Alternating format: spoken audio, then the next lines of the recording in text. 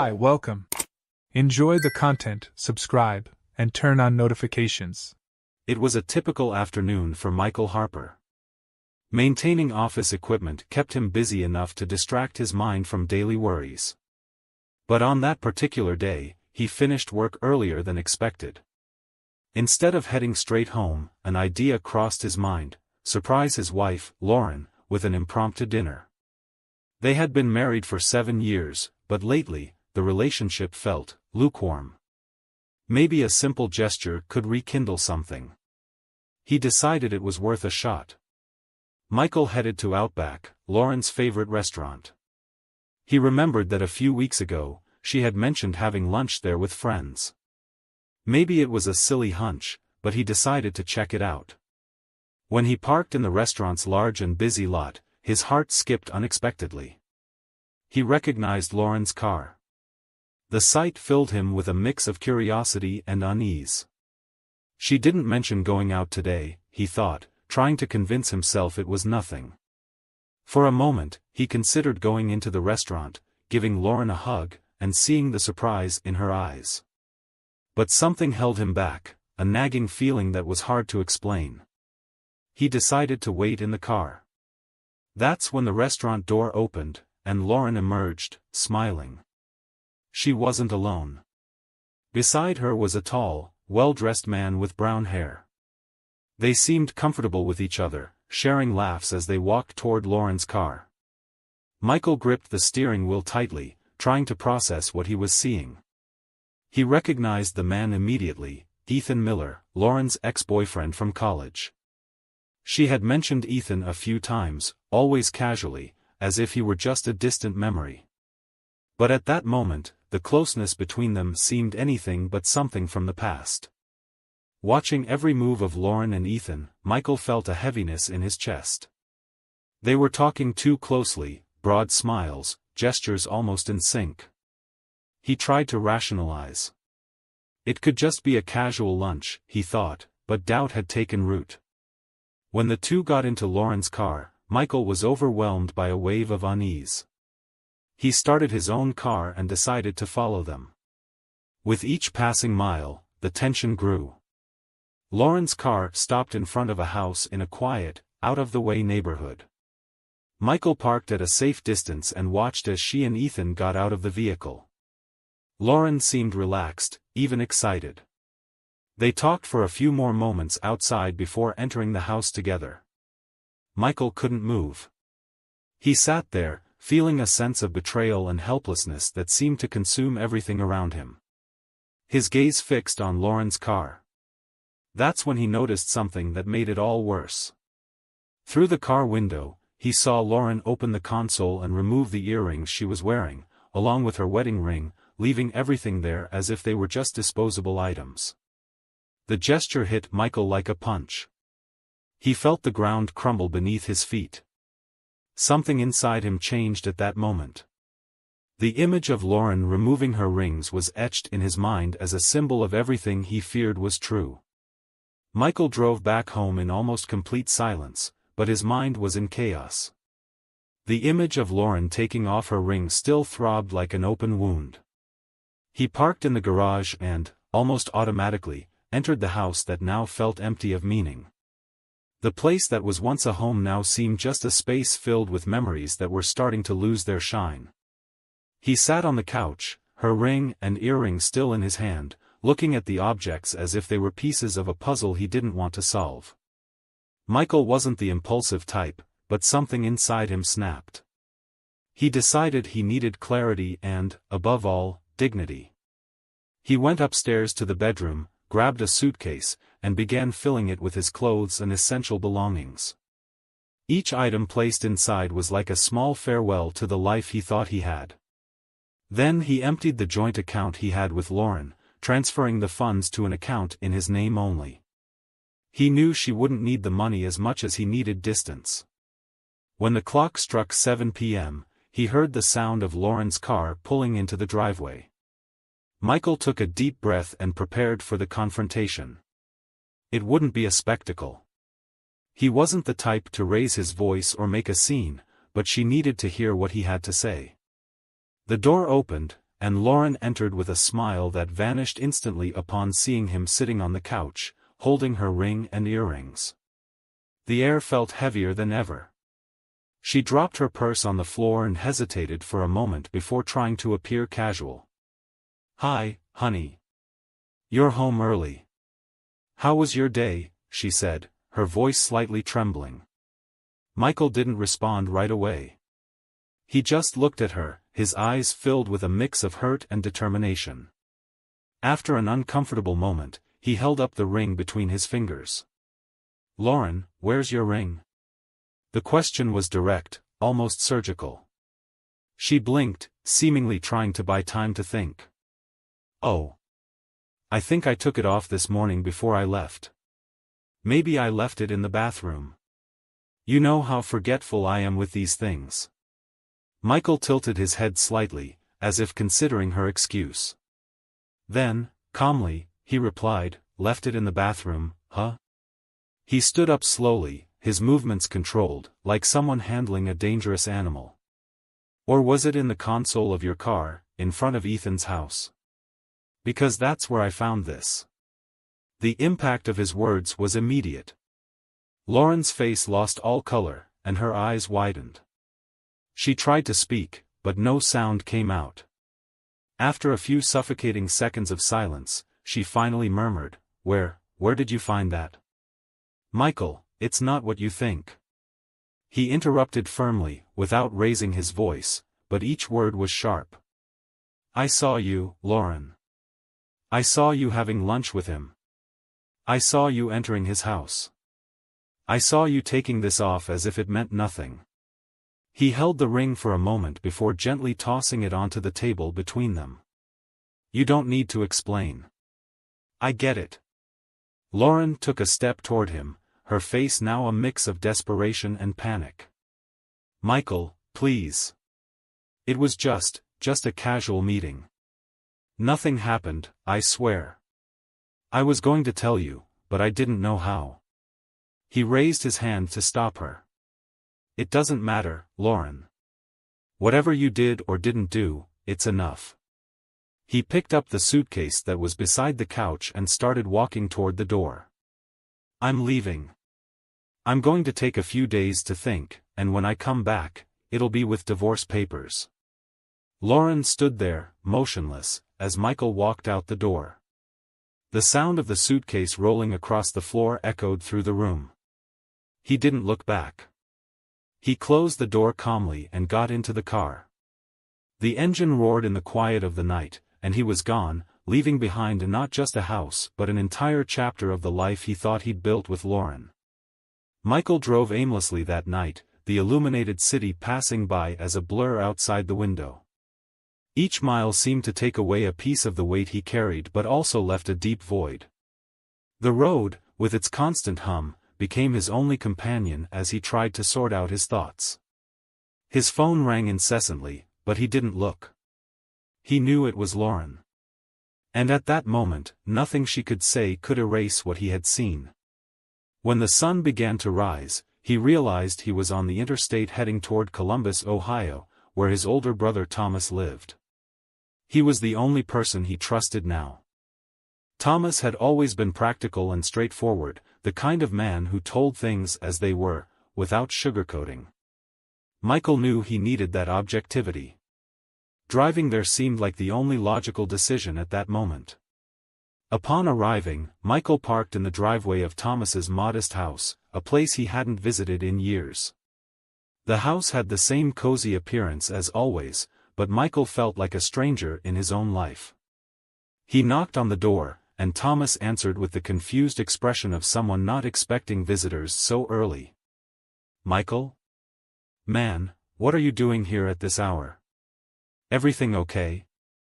The simple question made Michael let out a bitter laugh. He entered without saying anything and flopped onto the living room sofa. The look he gave Thomas was enough to explain that okay was the last thing he was. Thomas brought 2 beers and sat down across from him. "All right, spill it. What happened?" Michael didn't hold back. For the first time since he'd left home, he poured out everything he'd been bottling up. He talked about Lauren, about Ethan, about the rings in the car console, about the confrontation. Each detail was a mix of anger, sadness, and frustration. Thomas listened without interrupting, but the tightness in his jaw showed how much he was holding back his own emotions. When Michael finished, Thomas took a deep breath. "Well, brother, you did what you had to do. You were direct, left no room for excuses. But, now what? What's the plan?" That was the question Michael didn't want to face. He knew he couldn't just hide out at Thomas's place forever, but he also didn't have the strength to go back home and face the emptiness Lauren had left. "I don't know," he replied, looking at the beer in his hand. "I just know I need a change. I can't go back to living like before." Thomas took a sip of his beer and nodded slowly. "Well, then you need to find something new. Something that gives you a reason to move forward." Thomas's words stayed with Michael in the following days. He stayed at his brother's house for a week, trying to recover emotionally. During that time, he avoided any contact with Lauren. He blocked her calls, ignored her messages, and even turned off email notifications. It was painful but necessary. It was during one of those nights, while watching a documentary on TV with Thomas, that Michael had an idea.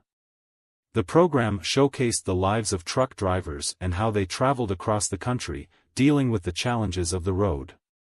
There was something about the freedom in those stories that caught his attention.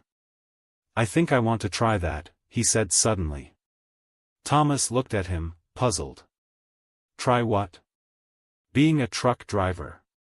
Being on the road, away from everything, away from her." Thomas tilted his head, considering the idea. "Well, that's quite a change. But if that's what you want, why not?" Michael began researching certification courses that same week. He needed something to get him out of inertia, to make him feel like he was regaining control of his own life. And the open road seemed like the perfect place to start. After intense weeks of training and certification, Michael Harper finally got his license to drive freight trucks. The feeling of accomplishment was an unexpected relief, a small ray of light amid the shadows that had taken over his life. He found himself in a whole new world, made of endless roads, static-filled radios, and stops at gas stations that always seemed the same but never were. With each mile traveled, Michael felt he was leaving behind pieces of the man he used to be. On one of his first long trips, an interstate route that would take him from Illinois to Colorado, Michael stopped at a large gas station as night fell. The place was bustling, like a small ecosystem of truckers, tourists, and weary drivers seeking coffee and rest. He parked the truck in one of the bays and went into the convenience store to buy something to eat. As he walked, something caught his attention: a woman, apparently alone, standing next to a car with the hood open. She seemed to be in trouble. From a distance, Michael noticed her frustrated expression as she fiddled uselessly with the engine. He hesitated for a moment. He didn't want to get involved in problems, but he also couldn't ignore someone who needed help. He decided to approach. "Need a hand?" he asked, his voice low and calm. The woman looked up, surprised but relieved. She had brown hair pulled back in a messy bun and wore a jacket that seemed a bit too big for her slender frame. "Oh, yes, please," she replied. "I was on my way to Kansas City, and the car just died. I have no idea what happened." Michael leaned over the engine, examining the problem. Though not a mechanic, he knew enough to realize the car needed more than a quick fix. He tried to start the engine but got no response. "Looks like the battery is completely dead," he said, wiping his hands on a rag he found on the car seat. "I think you'll need a tow." She sighed, crossing her arms. "Just what I needed right now," she said with a nervous laugh. "Well, my name is Victoria. Victoria Langston." "And you are?" "Michael Harper," he replied. "Listen, I have a bit of time before I hit the road again. If you want, I can take you to the station to rest while you call for a tow." She hesitated but eventually agreed. During the short drive to the station, Victoria mentioned she was traveling without a fixed destination, trying to leave behind a bunch of problems, as she vaguely put it. Michael didn't press for details, he knew what it was like to want to escape the past. At the station, they talked for hours while waiting for assistance. Victoria was a good listener and had an easygoing way of talking that made Michael feel comfortable, something he hadn't felt in months. Eventually, the tow truck arrived, but Victoria seemed reluctant to say goodbye. "Look, I don't know what you think about this, but, could I tag along with you to Kansas City?" she asked. "I promise I won't be a bother. I just don't want to be stuck here." Michael was surprised by the request but, after a moment's thought, agreed. The loneliness of the road was starting to weigh on him, and the company didn't seem like a bad idea. Besides, Victoria seemed honest, if a bit mysterious. In the following days, her presence brought a lightness he didn't expect. They talked about everything and nothing, laughing at silly jokes and sharing life stories. However, there was something peculiar about Victoria that Michael couldn't ignore. Whenever Ohio was mentioned, even casually, like routes or Michael's memories, she would steer the conversation away or change the subject. It was as if that state, in particular, was forbidden territory for her. Michael decided not to push. After all, he had his own secrets too. The days with Victoria on board brought Michael a strange comfort but also a slight unease. It was as if, while she seemed to brighten the hours on the road, a shadow followed her, something she never fully revealed. Her peculiar avoidance of Ohio became more evident over time.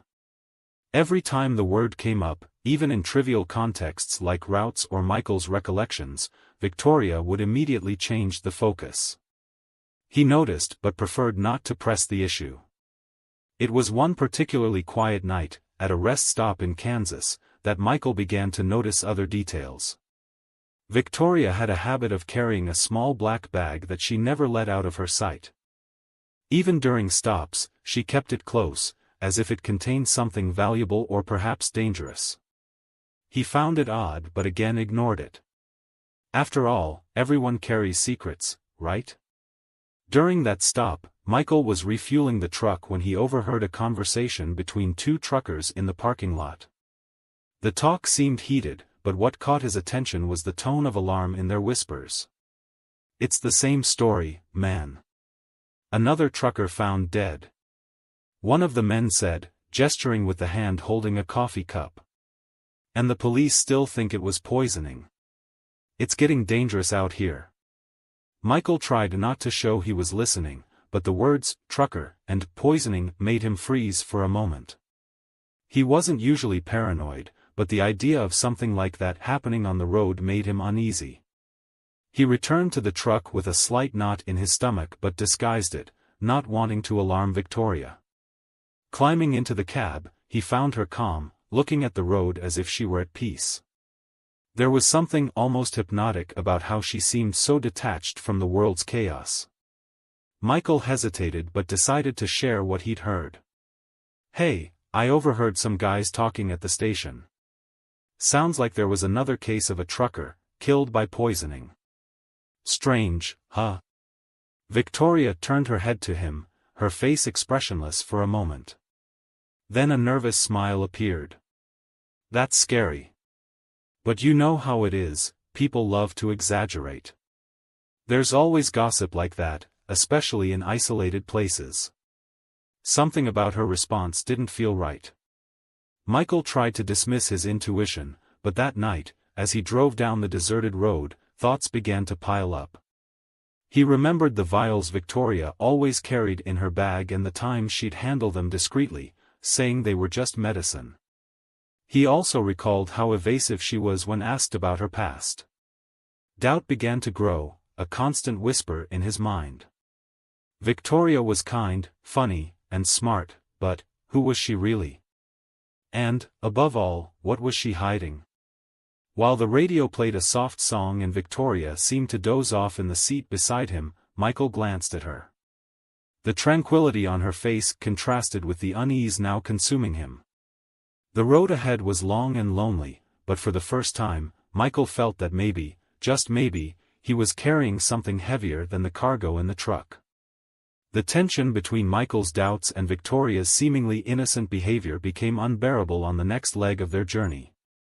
They had crossed Missouri and were about to enter Ohio when Victoria, who usually seemed relaxed, began to show clear signs of restlessness. She tapped her fingers on the dashboard, constantly checked her phone, and with each sign indicating they were nearing the state, she'd avert her eyes as if fleeing something invisible. Michael noticed her discomfort but waited for the right moment to ask. When they stopped at a rest area to refuel and stretch their legs, he finally broke the silence. "Is there a problem with Ohio?" he asked, trying to sound casual. Victoria froze for a moment but then forced a smile. "No, nothing. Just, lots of memories. I'd rather avoid it." Michael felt there was more to it. It wasn't just the discomfort of old memories, it was something deeper, almost like fear. But he didn't push. At that moment, he preferred to observe. However, with each mile closer to Ohio, the pieces he'd been gathering throughout the trip began to connect. That very night, at a gas station on the border between Indiana and Ohio, the peaceful setting was interrupted by the blare of sirens. Michael was in the truck, resting while Victoria was inside the convenience store. He saw two state police cruisers pull in abruptly, and shortly after, two officers got out and entered the store with determined postures. Moments later, one of the officers came out holding something, a photo. He checked the face of everyone around and finally approached Michael's truck, knocking on the door and asking him to step out. "Are you Michael Harper?" the officer asked directly. "Yes, sir." "Is there a problem?" The officer studied him for a moment before showing the photo. It was of Victoria. The image seemed old but was unmistakably her. "Are you traveling with this woman?" Michael hesitated for a second. He didn't want to get Victoria in trouble without knowing what was going on, but something in the officer's tone made his stomach churn. "Yes, I am." "Why?" The other officer, who had been silent until then, stepped in. "Mr. Harper, we need you to tell us everything about your interaction with her. This woman is a suspect in a series of trucker murders. We believe she may be poisoning her victims." The words hit Michael like a punch to the gut. His mind raced back to the vials she always carried, the vaguely told stories, her evasive behavior about Ohio. He tried to process what he was hearing as the officer continued. "We already have enough evidence to believe she's connected to at least 3 deaths. We think she uses gas stations and rest areas to choose her victims." At that moment, Michael felt as if the air around him had disappeared. Before he could respond, Victoria exited the store, carrying a bag of groceries.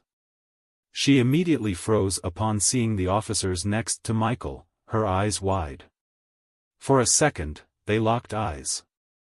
No words were exchanged, but something in Victoria's look seemed like a goodbye. Without warning, she dropped the bag and ran toward the back of the station. The officers reacted immediately, shouting orders for her to stop. Michael stood there, frozen, unable to decide whether to follow her or let her go. He no longer knew what was true and what was a lie. The officers chased after her, but Victoria vanished into the darkness. The sound of sirens echoed for a while until calm returned to the station. Michael was left alone, still in shock over what had just happened. Back in the truck, he opened the glove compartment looking for a document and found something he hadn't noticed before, a small vial. It was identical to the ones Victoria carried. He held it, feeling the weight of the discovery. The label had words he didn't understand, but enough to confirm his worst fears. It wasn't something harmless. That night, sitting in the truck seat with the vial in his hands, Michael felt betrayed, confused, and scared. Everything he thought he knew about Victoria had crumbled. Worse, he realized his own life had been at risk all along. The night Victoria fled left Michael with a whirlwind of thoughts he couldn't organize. He wasn't sure if he was more shocked by the revelation or by having ignored the signs that now seemed so clear. The vial found in the glove compartment was the final piece of a puzzle he never wanted to assemble, but there was no avoiding it now. Victoria wasn't who he believed, and the road they'd traveled together was shrouded in shadows Michael hadn't noticed in time. The next day, Michael was called to a nearby police station to give his statement. Sitting in a cold room with grey walls, he answered questions about his journey with Victoria. The officers were methodical but direct, and every detail Michael provided seemed to take them deeper into the investigation. "Do you recall any strange behavior?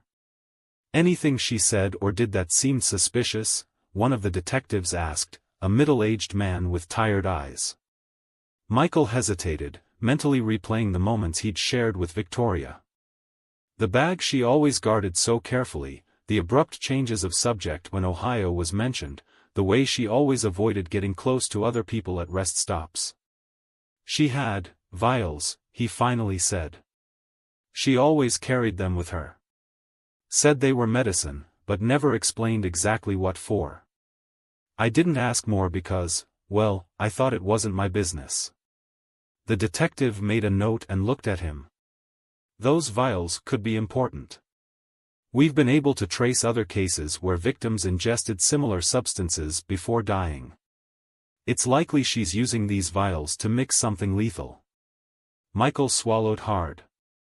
The thought that he could have been one of those victims made him shudder. He began to question everything. Why had Victoria approached him? Was he just another target? Or was there something more? The following days were filled with unease. Michael returned to the road, but now the solitude that once was a refuge felt oppressive. He turned on the radio, trying to drown out his thoughts, but the news about Victoria was everywhere. Authorities confirmed she'd been seen in Ohio, the very place she seemed so determined to avoid. The revelation left him unsettled. Why would Victoria return to the state she feared so much? What was she hiding? Back in the truck, Michael began to retrace events. He realized something he'd previously overlooked. During their conversations, Victoria had mentioned, almost casually, a name he hadn't connected to anything. It was the name of a trucker she said she'd met years ago. But now, after searching online, Michael discovered that name was connected to one of the earliest poisoning cases. The coincidence was too significant to ignore. Michael knew he couldn't just keep driving and pretend nothing had happened. He was involved in something much bigger than he imagined. With a heavy mind and racing heart, he decided he needed to face the truth, not just about Victoria but about himself and the choices that had led him here. The road was long, but this time, it wasn't just a physical destination awaiting him, it was an inevitable conclusion, a confrontation with secrets that had remained buried for too long. The news that Victoria had been arrested reached Michael while he was taking a break at a small roadside diner.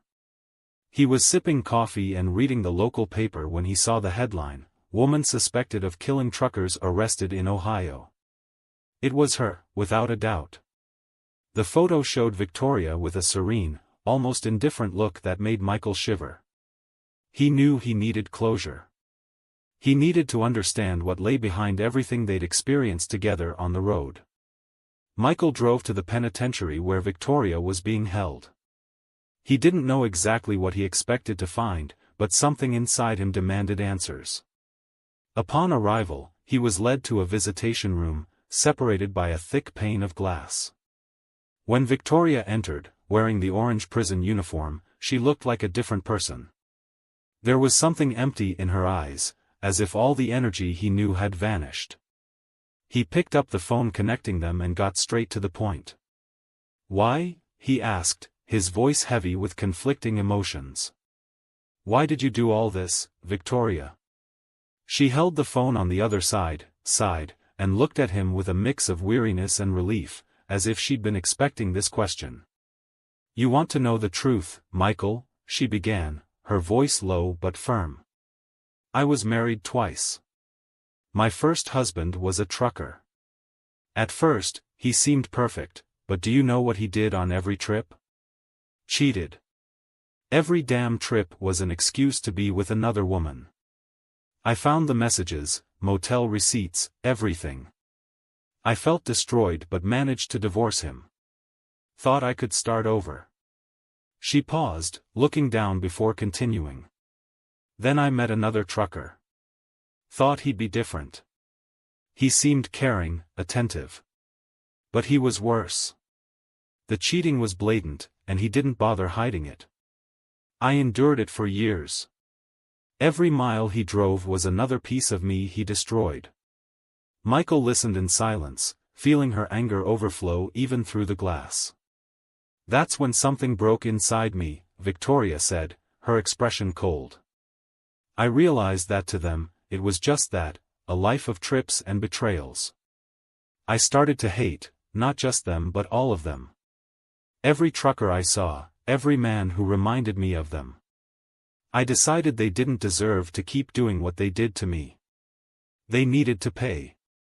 She looked at Michael firmly, as if waiting for his reaction. But he couldn't speak for a long time.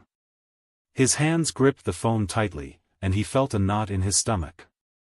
It was sickening, but at the same time, he saw the pain that had led Victoria to that point. It didn't justify her actions, but it explained them. Finally, he spoke. And me? Did you plan to do the same to me? Victoria gave a slight smile, but it wasn't one of joy. It was sad, almost resigned. No. You were different. But deep down, I knew it wouldn't last. Maybe one day you would have cheated on me too. And I would have done the same to you. Michael remained silent, absorbing her words. Her coldness was disconcerting but also forced him to look within himself. He thought about the day he saw Lauren entering Ethan's house, the anger he felt at that moment, the impulse to storm into the house and do something terrible. If he'd given in to that rage, he might have followed a path similar to Victoria's, destroying his life forever. He took a deep breath, put down the phone, and looked at her one last time. Thank you for telling me. I hope you find peace somehow. Without waiting for a response, Michael stood up and left the room, feeling an enormous weight lifted from his shoulders. He knew he couldn't carry Victoria's choices. The only thing he could do was move forward. Back on the road, something had changed in Michael. He was more attentive to the people around him, more aware of the shadows everyone carries. But above all, he felt lighter. His experience with Victoria, as frightening as it was, had taught him something important: unresolved emotions can turn into monsters if you let them. Now, he drove with more purpose, more at peace with himself. The road remained the same, long and challenging, but Michael finally felt ready to face it, 1 mile at a time. Thank you for watching the video. If you enjoyed it, don't forget to subscribe to the channel and turn on notifications so you won't miss any updates. See you next time.